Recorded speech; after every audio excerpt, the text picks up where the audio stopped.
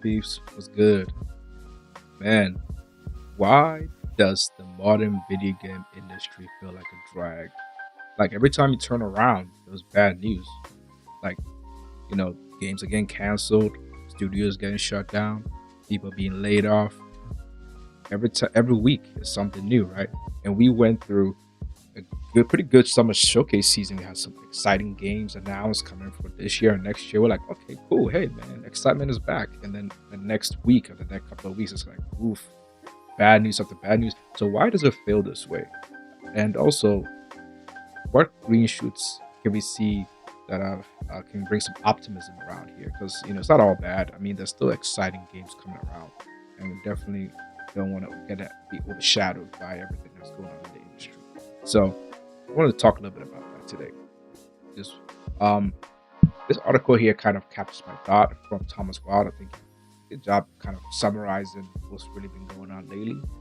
But first off, you might be you might not know that the video game industry is one of the biggest industries in terms of revenue generation generated in the world. If someone didn't tell you, hey, that video games make more money than movies and music combined, you'd be like, what? That's crazy. But that's actually the case. Look at this report from last year, right? From Yuzu. You can see here that the video game industry grossed about 188 billion dollars for the year. Yes, a large chunk of that was from mobile, but from PC and console gaming, that was also about 45% of that money. It's a lot of money generated, right? And even if you look at it broken down, um, you know, just by just looking at the charts, you can kind of see like you can see look at how it's going, right. 2025, 2026 is going, it's projected to be 196, and by 2028 it's projected to be over 200 billion dollars gross revenue. That's great, right? Great news, right? Like, and it's going to be growing at a certain, consoles going to grew at 2% in the last couple of years, and it's projected to grow about almost 5% in the next couple of years. Mobile's about to stay the same, and PC is gonna, it's also growing pretty well. So it looks like everything's going good. So why does it feel like we're heading towards? Why does it feel like it's bad news? I mean, it's simple things, right? We all know the hardware side is decimated right now, right? Definitely with the RAM shortage and the shortage problems, we already have like a lot of um a lot of components that are inflating the prices, and doesn't just affect consoles. Because console prices have gone up, you know, a lot since they came out. I think the PS5 is like $200 more expensive than it used to be, or $250 more than it used to be, the base one, right? And this is the time where it's supposed to be cheaper, but because of the storage prices, it's not the case. So we have that going on, and it's also affecting PCs, right? It's hard to build a PC when your RAM costs like 3 to 4 times what it used to cost, right? So the hardware side we understand, but then we also have the AAA industry side where we're feeling the crunch of these long development cycles. Um, Games becoming more expensive to develop. Like if you look at the budget of games, you can see like um, games now cost 300 to 500 million dollars to make, and if you're doing that and you don't sell enough copies, obviously that's a problem.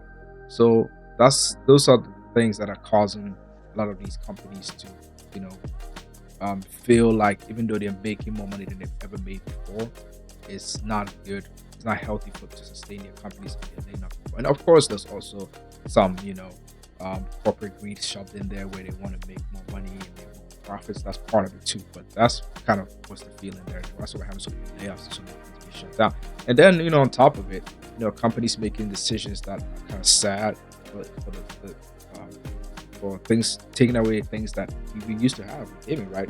Like physical media is going away, right? It was already going away. If you look at physical media, it's just less than you know a billion.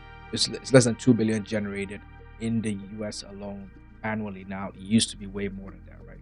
But like Sony's taking that away now because they're like, hey, we don't make enough money on. We make money, but why not make more money by taking away this and making everything more digital? And of course, from the company's perspective, that sounds great, but there's a lot of problems with that, right? There are a lot of problems with digital licenses and true ownership, preservation. Um, you know, the fact that the PSN store as a digital platform is lacking some basic features that other platforms have, like gifting games, or a proper way to share digital media, or even the ability to sell digital copies back, like how you can do with a physical copy or lend them. Those are all problems that Sony should fix if they want to transition everybody into this digital future.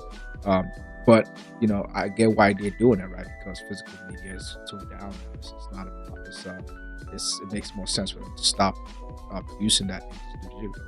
So you got all that going on, and you're like, oh man. So, and also, as a prelude to this means that the next gen consoles are most likely going to be all digital, and they're already projected to be very expensive if you look at the memory price today. Now, if they come out in 2027 or 2028 and memory prices come down, then of course the price of the console will come down to like maybe 600, right? But if not, then they could be 800, 900, maybe close to 1,000. So these are all the things that are making people be like, man, this is really dreary out here, man. It's really bad. There's like such sad news everywhere we look, right? But like I said, I mean, within all this news, there has been some good stuff, like the rise of indie games coming to the forefront, especially on platforms like PC and Nintendo, where all the innovative ideas are coming from that sector, right? There's a breakout hit on Steam almost every other week, right? There's some cool stuff like we had Slay the Spy that came out. This Bad 2 that came out. Mecha Chameleon is doing really well right now. There's always something new, right? The second the attack, the new the little indie game that just came out recently. It's a cool game too. So there's a lot of cool stuff that is going on in that side. So I just think like we got that going on, right? So if you're like, hey, I'm not seeing a lot of creative games coming from the AAA industry. The indie space is doing good there, right? Especially on PC and Nintendo. But then you also have the cool stuff that's happening with you know with just bringing all this retro gaming, right? Retro gaming is now a big thing. It's now a big thing that's resurgent. I think a lot of people are thinking, hey, if the new consoles are getting too expensive and some of these games are becoming so mundane, maybe I just go back to the old games, picking up like DSs or PS3s or whatever, and playing some of those older games as well, which are still really good, right? So that's also another way that there's some exciting stuff that's going on there. So I just think like I wouldn't, obviously, and also if you look at the 2026 release slate, we're just about head deep into like amazing games coming up, right? Like we got, Marvel Tokon coming out. Then you jump into Wolverine, and September is packed. You got Wolverine, you got Control Resonance, you got, lots of cool. I think Onimusha is in there somewhere. October's got some great games. So, and in November, of course, the Big Daddy GTA 6 is on the way. So, like, even just this year, it's already stacked. The next year, God of War, Laufey, and other big games are coming out next year. So, I think in terms of like game releases, there's a lot of cool, good stuff coming. It feels like finally the games that we were waiting for on this current console generation, PC generation, are starting to come this year, next year. So that should be exciting coming up, right? We got that going on. And then I just think overall, like, yes, it's following video games is a little bit depressing now with all the sad news that's going on around. We're losing this, with layoffs, everything feels bad. But I think we look at the green shoots of hope, the games that are coming out, the kind of new games that are coming out in this space, and the rise of retro gaming. I think there's cool stuff that even if like modern gaming is not exciting to you, you have some options to keep playing in the way that feels that you like, and if you feel like you're on a platform that is not fulfilling your needs, yeah, feel free to go to another platform, right? Like if you are a physical gamer and you're like, hey, like I don't know, I don't like the fact that Sony's getting rid of physical copies or physical discs. Okay, there's a company that has physical discs. That's Nintendo, right? So that's an option, right? You can go there and be happy. And if PC is always an option, even though it's kind of expensive to build right now, but you can still get a decent rig for a decent price. That's also an option, right? You have access to Steam or all that.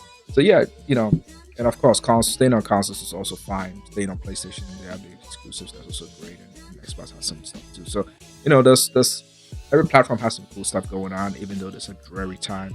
Just go where you feel like you're gonna have the best time, right? So that's all I wanted to say about this topic, and catch you guys later. remember, Jesus loves you.